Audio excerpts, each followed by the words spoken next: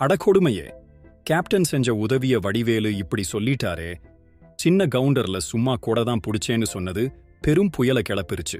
நம்ம வைகை புயல் வடிவேலு மாமன்னன் சந்திரமுகி 2ன்னு ஒரு ரவுண்டு முடிச்சிட்டு இப்போ கேங்கர்ஸ் படத்தோட ப்ரொமோஷன்ல பிஸியா இருக்காரு. சுந்தர் சி கூட பல வருஷம் கழிச்சு சேர்ந்திருக்காரு.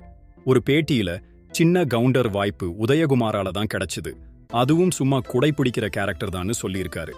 தனக்கு ட்ரெஸ் எடுத்து கொடுத்தது ப்ரொடியூசர்னு சொல்லி கேப்டன் தனக்கு பெருசா உதவலன்னு மறைமுகமா குத்தி காட்டிட்டாரு.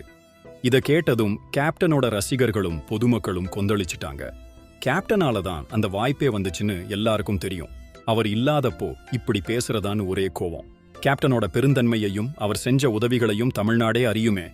2 வேட்டி ஒரு பனியன், இத கூட பெருசா பேசணுமாங்கிற மாதிரி இருக்கு அவர் பேச்சுன்னு நெட்டிசன்கள் பொங்குறாங்க. திறமை இருந்தா திமிரும் இருக்குமோ? இவரை பார்த்தா இப்போ கோபம்தான் வருது. இவர் ஒரு நயவஞ்சகர்னெல்லாம் கமெண்ட்ஸ் பறக்குது. பாவம், மனுஷன் இல்லாதப்போ இப்படி பேசுறது சரியா? உதவி செஞ்சவங்கள மறக்கலாமா? அதுவும் மறைந்த ஒருத்தரை பத்தி இப்படியா பேசுறது?